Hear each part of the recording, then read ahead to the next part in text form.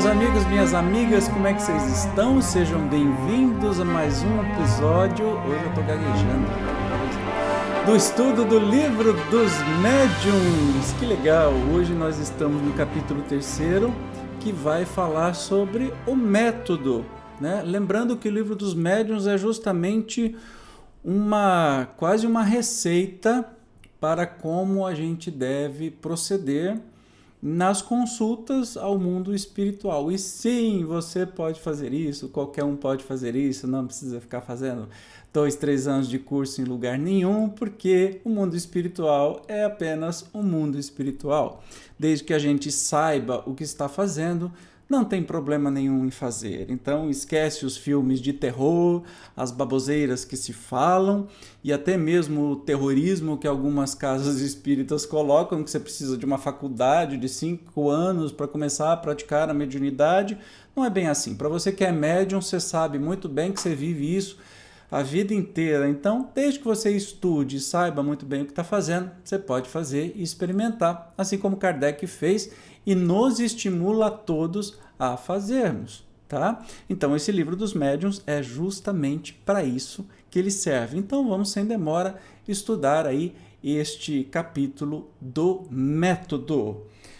Então, vamos em frente. Muito natural e louvável é, em todos os adeptos, o desejo, que nunca será demais animar, de fazer prosélitos visando facilitar-lhes essa tarefa. Aqui nos propomos examinar o caminho que nos parece mais seguro para se atingir esse objetivo, a fim de lhes pouparmos inúteis esforços. Dissemos que o Espiritismo é toda uma ciência, toda uma filosofia. Quem, pois, seriamente queira conhecê-lo deve, como primeira condição, dispor-se a um estudo sério e persuadir-se de que ele não pode, como nenhuma outra ciência, ser aprendido a brincar. O Espiritismo, também já o dissemos, diz respeito a todas as questões que interessam à humanidade, tem imenso campo, e o que principalmente convém é encará-lo pelas suas consequências. Forma-lhe, sem dúvida, a base é crença nos espíritos, mas essa crença é cedilha maiúsculo A não basta para fazer de alguém um espírita esclarecido, como a crença em Deus não é suficiente para fazer de quem quer que seja um teólogo. Vejamos, então, de que maneira será melhor se ministre o ensino da doutrina espírita, para levar com mais segurança a convicção. Então daí a gente começa a aprender duas coisas fundamentais, né? Primeiro, que o Espiritismo exige estudo e dedicação, e que o Espiritismo não é para brincar. É uma ciência e, se a gente quiser conhecer, precisamos estudar. É o que estamos fazendo justamente agora. Não se espantem os adeptos com esta palavra. Ensino não constitui ensino unicamente o que é dado do púlpito ou da tribuna. Há também o da simples conversação. Ensina todo aquele que procura persuadir outro, seja pelo processo das explicações, seja pelo das experiências. O que desejamos é que seu esforço produza frutos e é por isso que julgamos de nosso dever dar alguns conselhos, de que poderão igualmente aproveitar os que queiram instruir-se por si mesmos uns e outros, seguindo-os, acharão meio de chegar com mais segurança e presteza ao fim visado. O curioso é que esse leitor hoje está atacado, ele não está respeitando ponto final nenhum, né?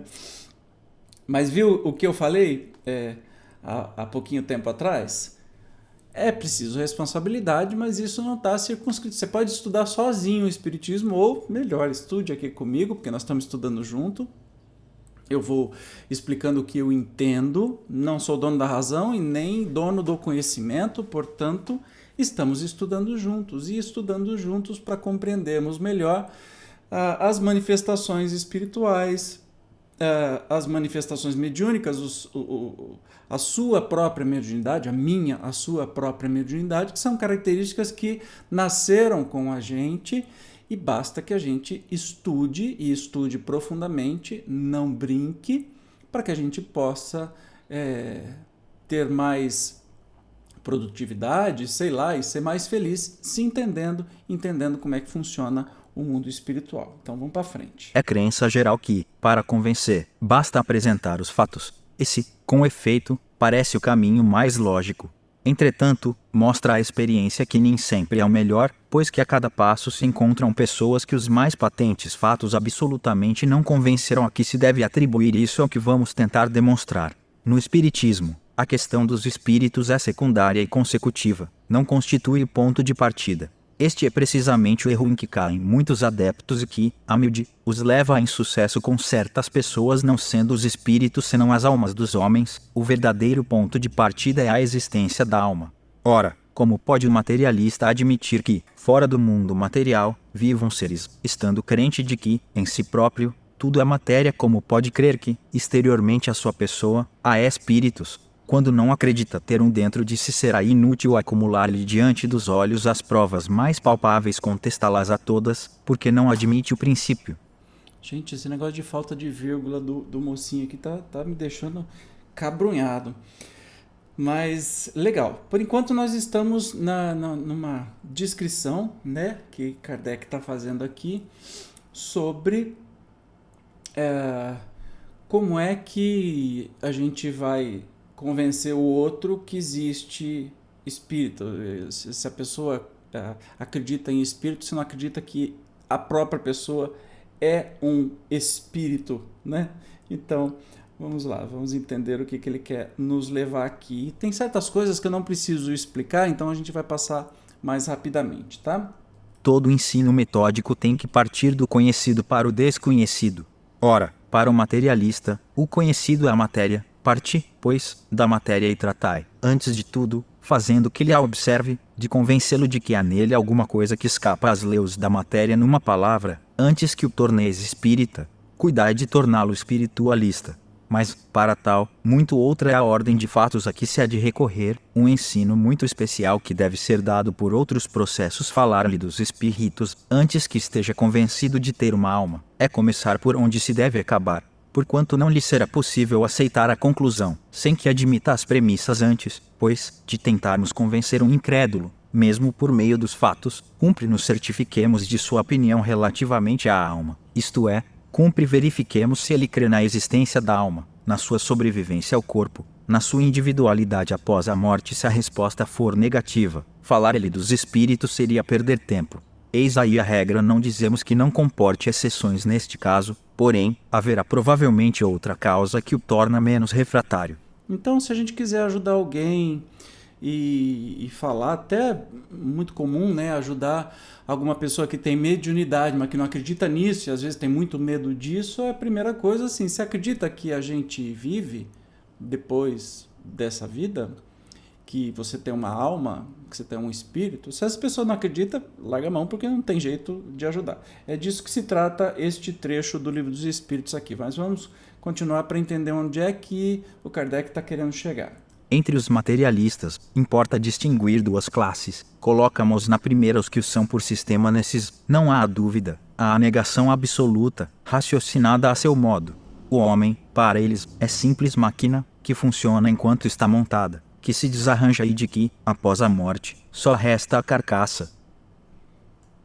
Felizmente, são em número restrito e não formam escola abertamente confessada. Não precisamos insistir nos deploráveis efeitos que para a ordem social resultariam da vulgarização de semelhante doutrina. Já nos estendemos bastante sobre esse assunto em O Livro dos Espíritos, questão 147 e da conclusão.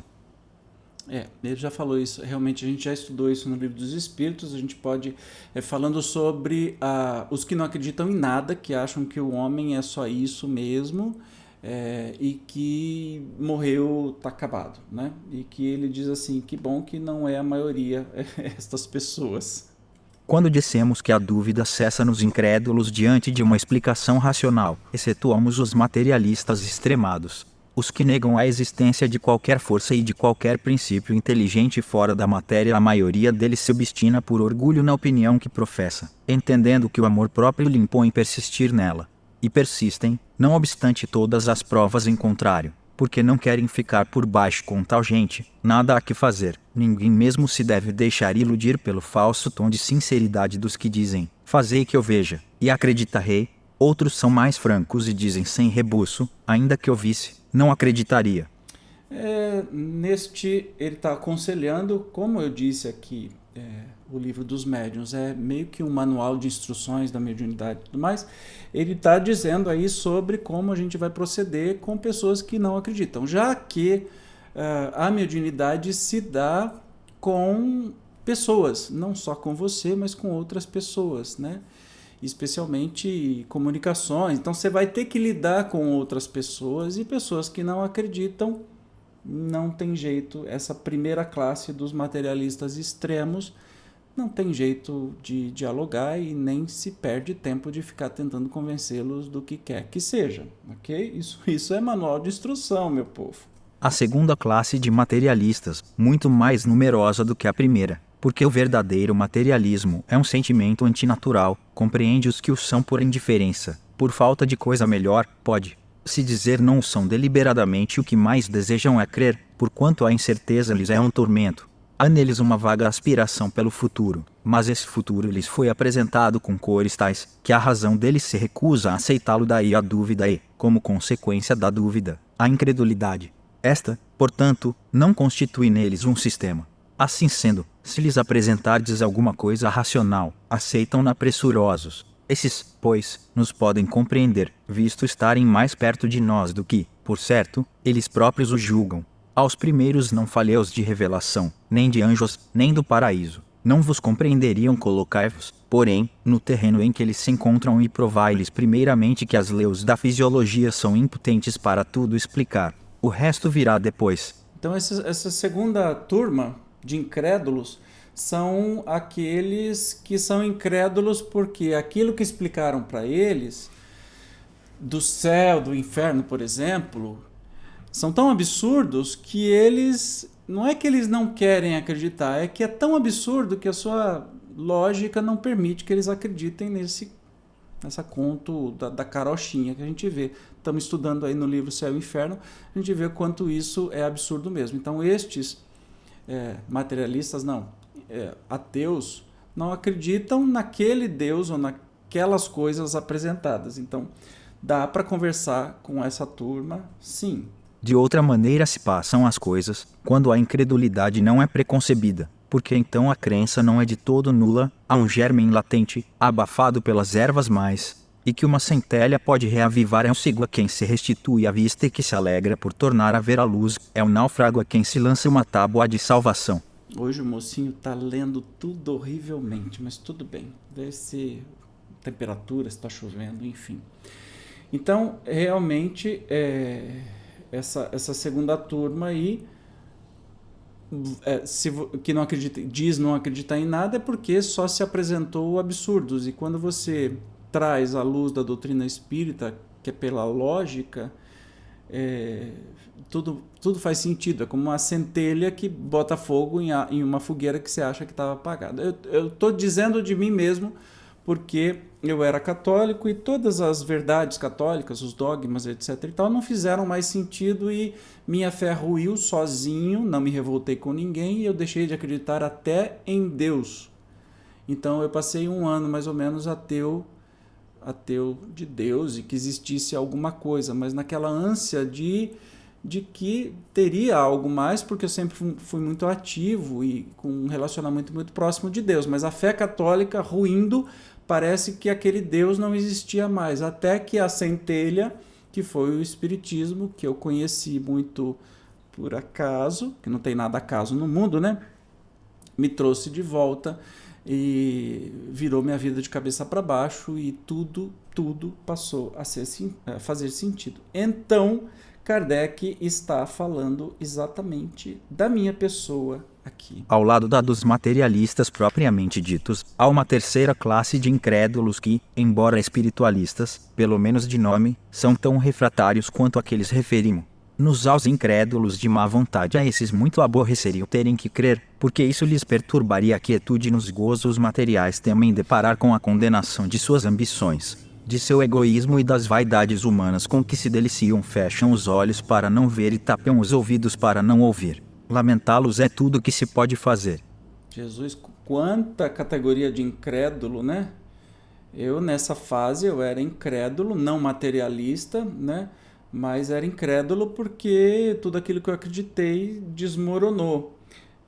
Mas esses de má vontade é aqueles assim, que não acreditam numa coisa, porque se aquela coisa traz responsabilidade, ele não quer mudar a sua vida, deve saber que faz coisas erradas, então ele vai condenar o mensageiro, né? Sempre assim que acontece. Apenas por não deixar de mencioná-la, falaremos de uma quarta categoria, a que chamaremos incrédulos por interesse ou de má fé. Os que a compõem sabem muito bem o que devem pensar do espiritismo, mas ostensivamente o condenam por motivos de interesse pessoal. Não há o que dizer deles, como não há com eles o que fazer. Se o materialista puro se engana, ele tem, pelo menos, a desculpa da boa-fé. Possível será desenganá-lo, provando-se-lhe o erro em que labora no outro. Há uma determinação assentada, contra a qual todos os argumentos irão chocar-se em vão. O tempo se encarregará de lhe abrir os olhos e de lhe mostrar, quiçá à custa própria, onde estavam seus verdadeiros interesses, porquanto, não podendo impedir que a verdade se expanda, ele será arrastado pela torrente, bem como os interesses que julgava salvaguardar. Vamos pontuar aqui, então ele está falando dessa categoria de incrédulos por interesse ou má fé, né? Mas por que ele está dizendo disso? Vamos lembrar que o Espiritismo, quando começou, era tido pela maioria das pessoas como enganação, como diversão, como hoje a gente vê os mágicos, que a gente sabe que de magia não tem nada, são prestidigitadores, ou seja, pessoas que fazem truques e que enganam os nossos olhos e a gente para tender a achar que é mágico. Mas todo mundo que vê um mágico sabe que é um truque, né? E não há nada mal nisso. Mas naquela época as pessoas queriam enganar as outras pessoas, então havia uma grande repulsa do espiritismo, dos seus estudos sérios, das manifestações mediúnicas, e todo momento, todo tempo, queriam descer cacetada em quem fazia isso. Então Kardec, todo mundo que os médiums e todo mundo que trabalhava com isso, eram o tempo todo, levavam lambadas, né? Levavam burdoadas, porque as pessoas achavam que isso era tudo mentira. Então ele está dando instruções aí, até mesmo para, por exemplo, uma turma que gostaria de começar um trabalho sério no Espiritismo e ter sessões mediúnicas, como é que lidariam com a reação da sociedade, com essas pessoas. Então, por isso que ele está classificando, Kardec sempre metódico, aquele bonitinho, nosso Kardecinho,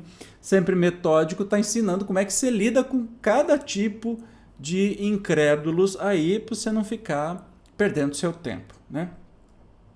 Além dessas diversas categorias de opositores, muitos há de uma infinidade de matizes, entre os quais se podem incluir os incrédulos por pusilanimidade, que terão coragem quando virem que os outros não se queimam, os incrédulos por escrúpulos religiosos, aos quais um estudo esclarecido ensinará que o Espiritismo repousa sobre as bases fundamentais da religião e respeita todas as crenças, que um de seus efeitos é incutir sentimentos religiosos nos que os não possuem, fortalecê-los nos que os tenham vacilantes. Depois, vêm os incrédulos por orgulho, por espírito de contradição, por negligência, por leviandade, etc. Você viu o que ele falou? A categoria de opositores. Então, neste momento, ele está dizendo...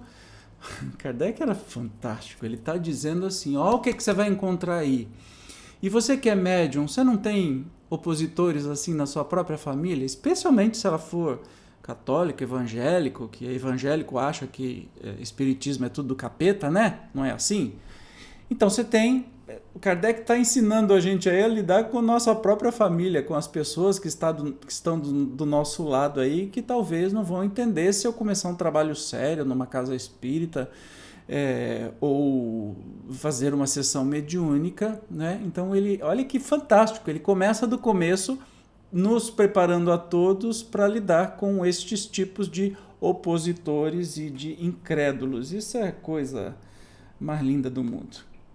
Olha só que interessante. Não podemos omitir uma categoria que chamaremos incrédulos por decepções. Abrange os que passaram de uma confiança exagerada à incredulidade, porque sofreram desenganos. Então, desanimados, tudo abandonaram, tudo rejeitaram. Estão no caso de um que negasse a boa-fé por haver sido ludibriado. Gente, falou de mim. Então não sou daquela categoria. Não era, né? Eu era desse aqui, incrédulo por decepção. Danado, Kardec já me conhecia nessa época. Ainda aí, o que há é o resultado de incompleto estudo do espiritismo e da falta de experiência. Aquele a quem os espíritos mistificam geralmente é mistificado. por lhes perguntar o que eles não devem ou não podem dizer, ou porque não se acha bastante instruído sobre o assunto, para distinguir da impostura a verdade. É muito legal isso. Muitos, ademais, só veem no espiritismo um novo meio de adivinhação e imaginam que os espíritos existem para predizer a sorte de cada um. Ora, os espíritos levianos e zombeteiros não perdem ocasião de se divertirem à custa dos que pensam desse modo. É assim que anunciaram maridos às moças, ao ambicioso, honras, heranças, tesouros ocultos, etc. Daí, muitas vezes, desagradáveis decepções, das quais, entretanto, o homem sério e prudente sempre sabe preservar-se.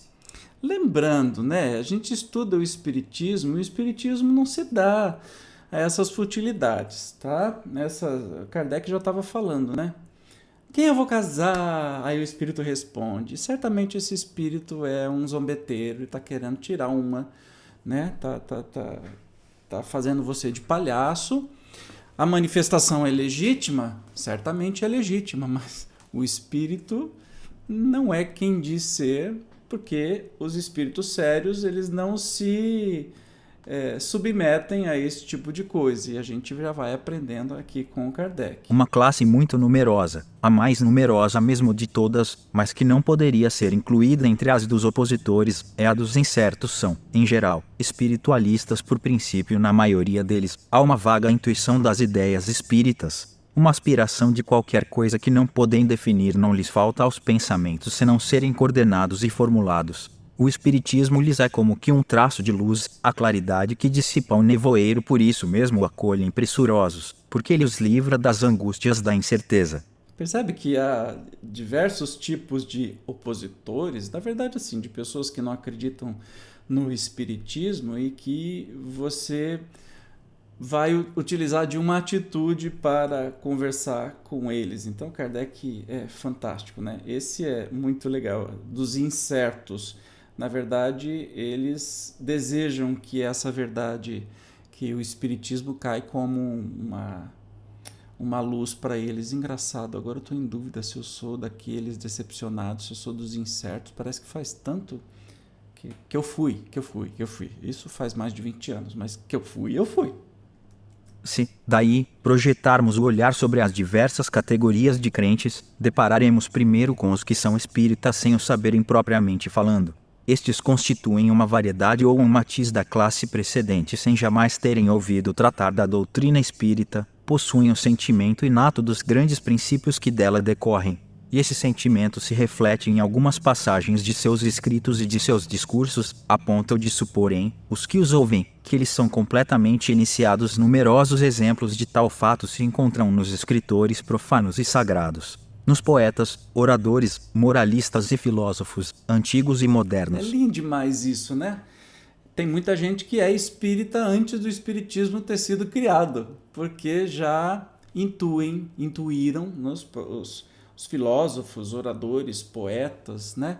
Que já intuíram toda essa verdade que a doutrina espírita vem descortinar, mas não é pertencente à doutrina espírita, né? E que então já são, mesmo serem espíritas, já parecem que eram iniciados. É muito legal. Entre os que se convenceram por um estudo direto, podem destacar-se. Então, desse tipo, a gente destaca os que creem pura e simplesmente nas manifestações. Para eles, o espiritismo é uma ciência de observação apenas, uma série de fatos mais ou menos curiosos. Esses são os espíritas experimentadores. Os que no espiritismo veem mais do que fatos, compreendem-lhe a parte filosófica, admiram a moral daí decorrente, mas não a praticam. Insignificante ou nula a influência que lhes exerce nos caracteres. E nada alteram seus hábitos e não se privariam de um só gozo que fosse. O avarento continua a ser avarento, o orgulhoso continua cheio de si, o invejoso cioso sempre hostis. Consideram a caridade cristã apenas uma bela máxima, são os espíritas imperfeitos. Olha que interessante. Aí ele começa a classificar quem são aqueles que acreditam. Então, a primeira turma, os espíritas experimentadores que acreditam só naquela experiência, né? Que vão atraídos. A gente vê hoje, por exemplo, quando tem comunicações mediúnicas, como eu já cantei em algumas delas, mas que vem um médium dar comunicações, e a grande maioria do público que vai, e dá muita gente, são pessoas que não são espíritas e acreditam naquele fenômeno, mas eles estão interessados naquele fenômeno e ponto, né? Então ele chama de espíritas experimentadores. Aí tem os que veem no espiritismo, sim, uma filosofia de vida legal, mas não mexem nada, né? Não mudam a sua vida, continuam sendo exatamente o que são, e aquilo não acrescenta nada na sua vida. Aí Kardec chama de espíritas imperfeitos. Os que não se contentam com admirar a moral espírita, que a praticam e lhe aceitam todas as consequências, convencidos de que a existência terrena é uma prova passageira. Tratam de aproveitar os seus breves instantes para avançar pela senda do progresso, única que os pode levar na hierarquia do mundo dos espíritos, esforçando-se por fazer o bem e coibir seus maus pendores. As relações com eles sempre oferecem segurança, porque a convicção que nutrem os preserva de pensar em praticar o mal. A caridade é, em tudo, a regra de proceder a que obedecem são os verdadeiros espíritas, ou melhor, os espíritas cristãos. A gente está estudando também o que é o espiritismo, e na introdução, né, na biografia de Kardec, ele faz essa classificação também, né, das categorias dos espíritas. Então, os que veem, acreditam, admiram a moral espírita, a filosofia espírita, mas aplica isso na sua vida e acredita que a caridade realmente é tudo e fazem isso, são os verdadeiros espíritas, ou ele chama até mesmo de espíritas cristãos. Mas olha que curioso, há uma quarta categoria, os espíritas exaltados. Finalmente, os espíritas exaltados. A espécie humana seria perfeita se sempre tomasse o lado bom das coisas. Em tudo, o exagero é prejudicial. Em espiritismo, infunde confiança demasiado cega e frequentemente pueril no tocante ao mundo invisível, e leva a aceitar-se, com extrema facilidade e sem verificação, aquilo cujo absurdo ou impossibilidade a reflexão e o exame demonstrariam. O entusiasmo, porém, não reflete, deslumbra. Esta espécie de adeptos é mais nociva do que útil. A causa do espiritismo são os menos aptos para convencer a quem quer que seja, porque todos, com razão, desconfiam dos julgamentos deles. Graças à sua boa fé, são iludidos assim por espíritos mistificadores, como por homens que procuram explorar-lhes a credulidade. Mal menor apenas haveria se só eles tivessem que sofrer as consequências. Pior é que, sem o quererem, dão armas aos incrédulos, que antes buscam ocasião de zombar do que se convencerem, e que não deixam de imputar a todos o ridículo de alguns. Sem dúvida que isto não é justo nem racional, mas, como se sabe, os adversários do espiritismo só consideram de bom quilate a razão de que desfrutam, e conhecer a fundo aquilo sobre que discorrem é o que menos cuidado lhes dá. Curioso que no discurso que tem no começo do que é o espiritismo, não se fala dessa categoria. Eu estava até curioso para saber. Espíritas exaltados, ou seja, aqueles que acreditam demais e são enganados e trazem mais prejuízo para o espiritismo do que qualquer outra coisa. Bem curioso isso, eu não conhecia essa categoria. Aprendemos juntos, hein? Os meios de convencer variam extremamente, conforme os indivíduos. O que persuade a uns nada produz em outros. Este se convenceu observando algumas manifestações materiais, aquele por efeito de comunicações inteligentes, o maior número pelo raciocínio. Podemos até dizer que, para a maioria dos que se não preparam pelo raciocínio, os fenômenos materiais quase nenhum peso têm. Olha que legal. Então, com o espiritismo, a gente se convence pelo raciocínio. Eu fui um dos que a lógica do espiritismo me trouxe muita certeza, muita tranquilidade, muito mais do que ficar observando. Muito tempo depois que eu fui ver alguma manifestação mediúnica, alguma comunicação mediúnica e tudo mais, porque para mim, sinceramente, isso tem a menor importância possível neste momento, porque a doutrina está aí, de pé, levantada, e ela por si só me alimenta. Eu não preciso que venha um espírito me falar alguma coisa para eu poder acreditar. Minha lógica diz. E Kardec está dizendo aí que os que mais acreditam, né, as pessoas que conhecem o espiritismo, a maioria são aqueles que vêm pelo raciocínio. Quanto mais extraordinários são esses fenômenos, quanto mais se afastam das leis conhecidas, maior oposição encontram. E isso por uma razão muito simples, é que todos somos levados naturalmente a duvidar de uma coisa que não tem sanção racional. Cada um a considera do seu ponto de vista e a explica a seu modo. O materialista atribui a uma causa puramente física ou a embuste. O ignorante e o supersticioso a uma causa diabólica ou sobrenatural, ao passo que uma explicação prévia produz o efeito de destruir as ideias pré-concebidas e de mostrar, se não a realidade, pelo menos a possibilidade da coisa, que assim é compreendida antes de ser vista. Ora, desde que se reconhece a possibilidade de um fato, 3/4 da convicção estão conseguidos. Então ele está dizendo aí que a gente se convence realmente pelo raciocínio. A doutrina espírita vai fazer muito mais sentido para aquelas pessoas que têm raciocínio, fé raciocinada, e não pelos emotivos, que precisam daquela chororô, aquela coisa, aquela carência de Jesus, e que precisa ter uma música, e precisa e ter emoção para se convencer de alguma coisa.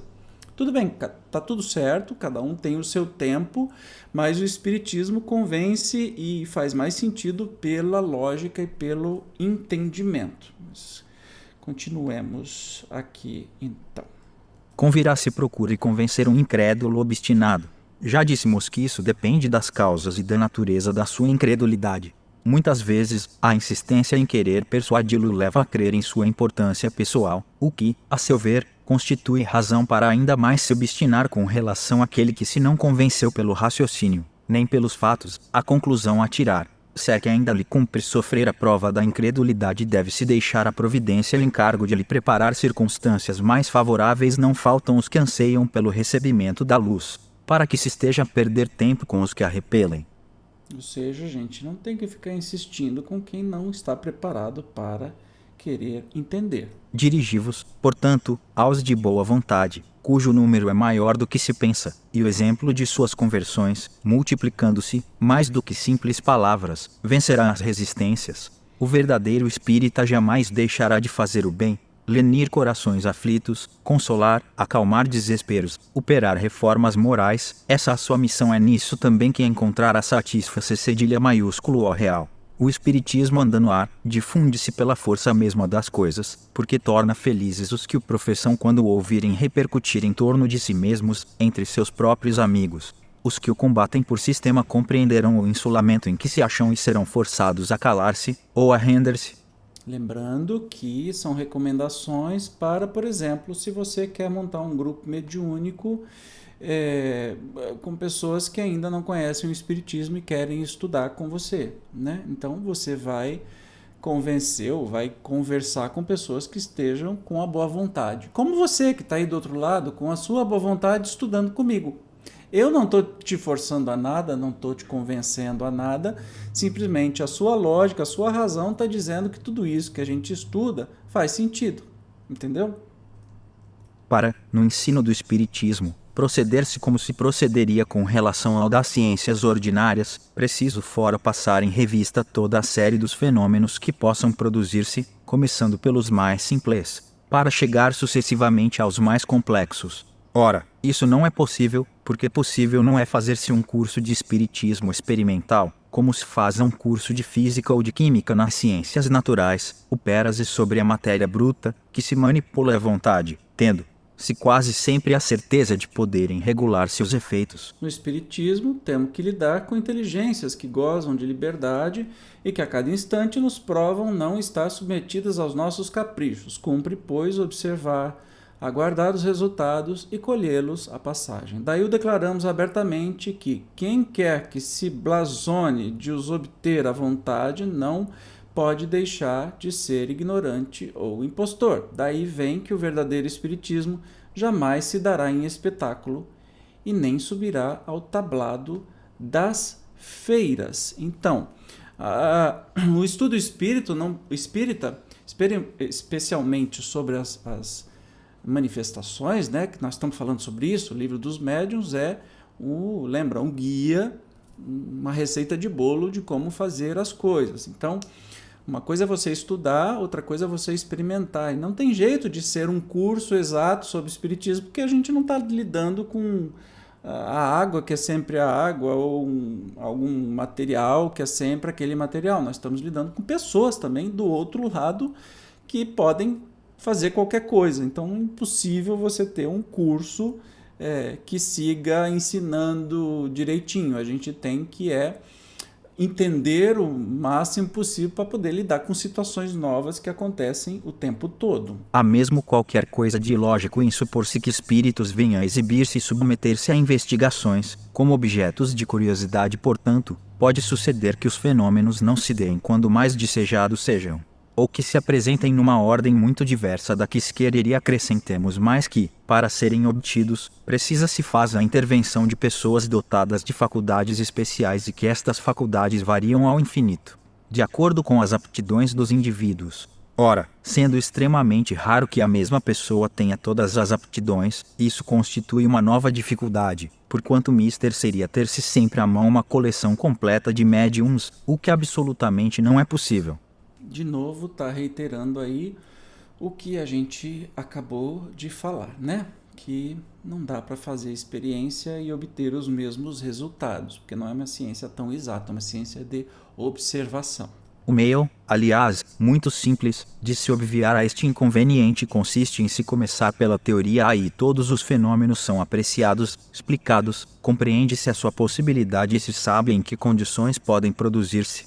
Então, qualquer que seja a ordem em que se apresentem, nada terão que surpreenda. Este caminho ainda oferece outra vantagem, a de poupar uma imensidade de decepções àquele que queira operar por si mesmo. Precavido contra as dificuldades, ele saberá manter-se em guarda e evitar a conjuntura de adquirir a experiência à sua própria custa.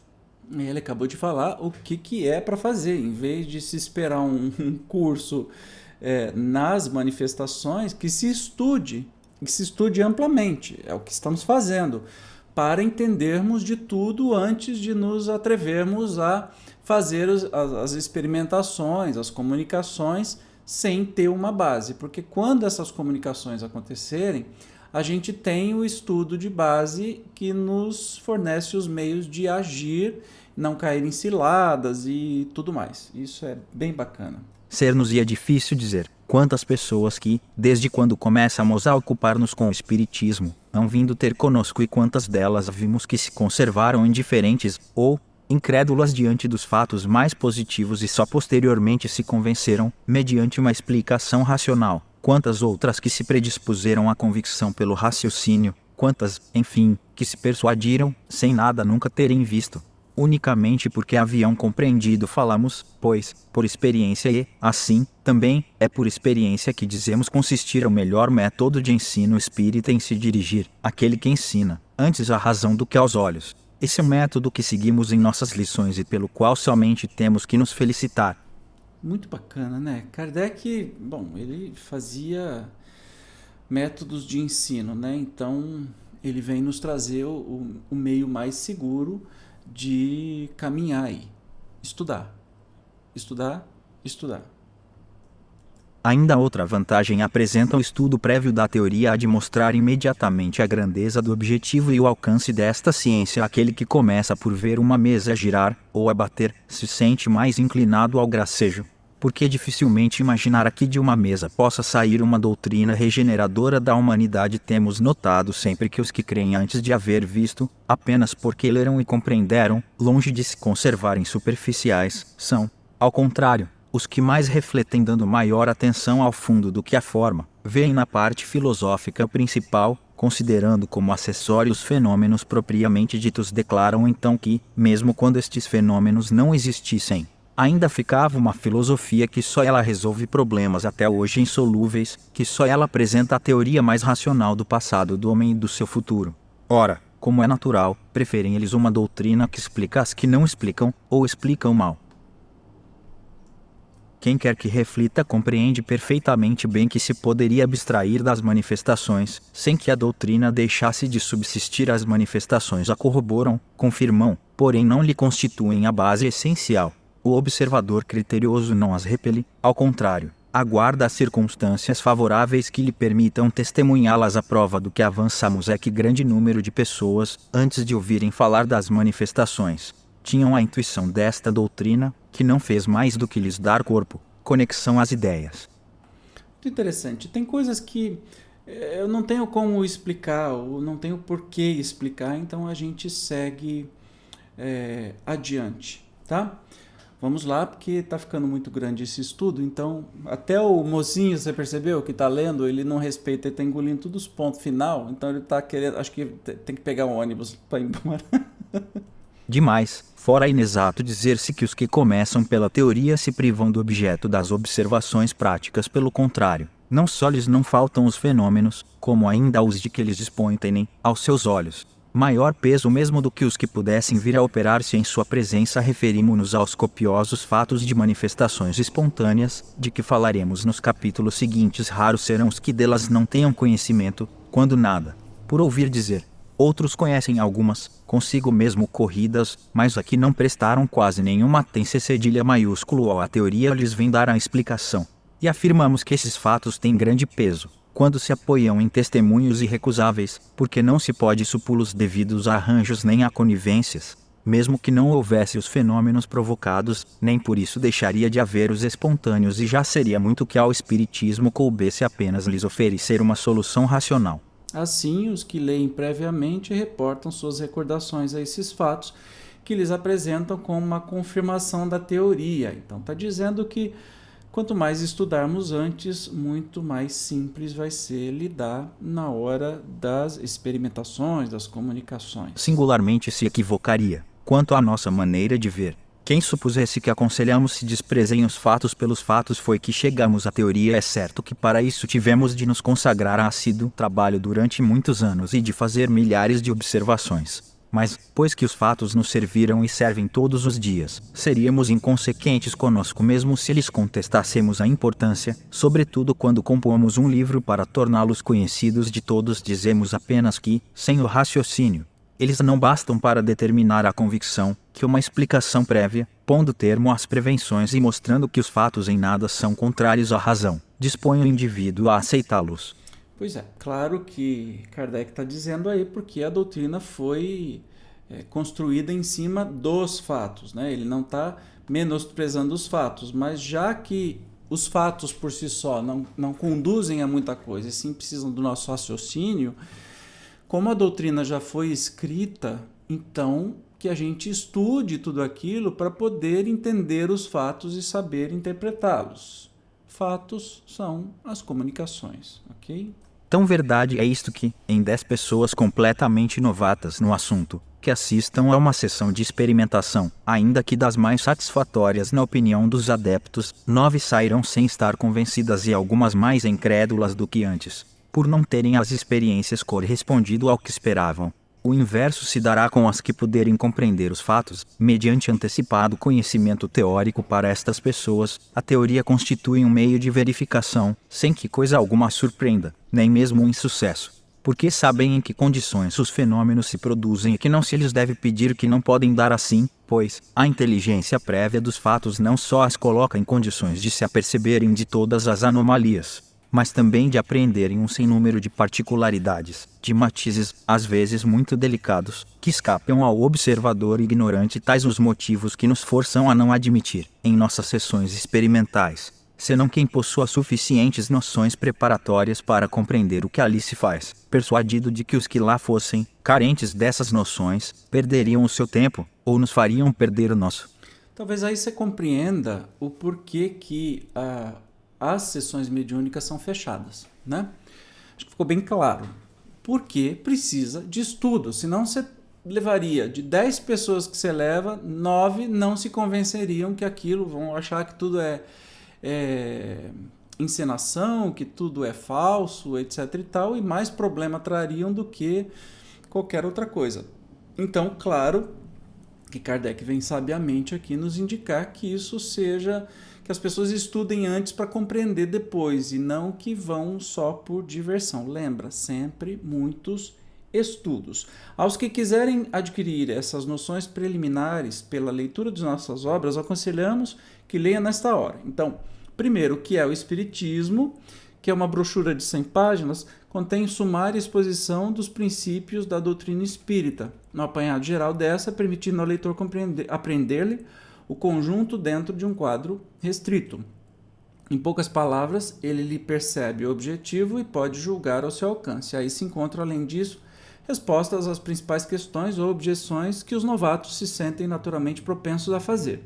Essa primeira leitura, que muito pouco tempo consome, é uma introdução que facilita um estudo mais aprofundado. Então, lembrando que aqui no canal nós temos o estudo do livro O que é o Espiritismo, que justamente ele simula uma conversa com um cético, com um crente, né? Então vai dando argumentos e isso dá uma linha geral do que se trata o Espiritismo. Então é a primeira leitura que ele indica para que se comece a estudar. E aí entenda, num grupo de trabalho mediúnico, por exemplo, é a primeira obra que se estuda. A segunda obra é o Livro dos Espíritos. Claro, tem a doutrina completa, como ditaram os próprios espíritos, com toda a sua filosofia, suas consequências morais. É a revelação do destino do homem, a iniciação do conhecimento da natureza de espíritos nos mistérios da vida de além-túmulo. Quem o lê compreende que o espiritismo objetiva um fim sério, que não constitui frívolo passatempo. Aí depois, e é importante, se você começou aqui com o Livro dos Médiuns, eu peço que você vá aqui, tem uma playlist aqui no canal, do Livro dos Espíritos e comece a estudar o Livro dos Espíritos. Antes de mais nada, também você pode estudar, que tem outra playlist com o que é o Espiritismo. Isso vai te dando maior capacidade para fazer um trabalho mediúnico, entender melhor o trabalho mediúnico. Só o terceiro livro que ele aconselha é o Livro dos Médiuns, que destina-se a guiar os que queiram entregar-se à prática das manifestações, dando-lhes conhecimento dos meios próprios para se comunicarem com os espíritos. É um guia tanto para os médiuns como para os evocadores. E o complemento de O Livro dos Espíritos. Então, o Livro dos Espíritos vem antes. O Livro dos Médiuns é um complemento. Você tem que saber o Livro dos Espíritos, conhecer as coisas lá, porque você vai conversar com espíritos, então tem que entender o conhecimento. Aí, o quarto que ele aconselha é a Revista Espírita, que é uma variada coletânea de fatos, explicações teóricas e de trechos isolados, que completam o que se encontra nas duas obras precedentes, formando-lhes, de certo modo, a aplicação. Sua leitura pode fazer-se simultaneamente com a daquelas obras, porém mais proveitosa será e, sobretudo, mais inteligível se for feita depois do Livro dos Espíritos. Entendendo que a Revista Espírita, tem aqui, mas eu não vou alcançar agora, é uma revista que era mensal. Então, enquanto Kardec estava escrevendo isso, ele também publicava a Revista Espírita. Ele publicou até o último ano, o último mês de sua vida, e que ele trazia na Revista Espírita fatos que é como se fosse assim, um espiritismo em movimento sendo construído o tempo todo, e a cada mês surgiam informações novas. Por isso que ele aconselha a leitura complementar disso aqui, ok? Continuando aqui, vamos pedir para o mocinho ler. Isto pelo que nos diz respeito.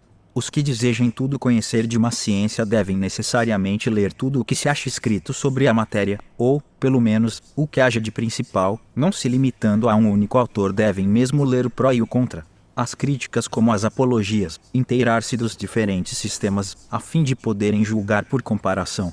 Por esse lado, não preconizamos nem criticamos obra alguma, visto não querermos, de nenhum modo, influenciar a opinião que dela se possa formar. Trazendo nossa pedra ao edifício, colocamo-nos nas fileiras. Não nos cabe ser juiz e parte, não alimentamos a ridícula pretensão de ser o único distribuidor da luz. Toca ao leitor separar o bom do mal, o verdadeiro do falso. Kardec, desde sempre, né, sendo aí discípulo de Pestalozzi, ele vem dos métodos científicos, né? E a doutrina espírita foi feita com base dos métodos científicos.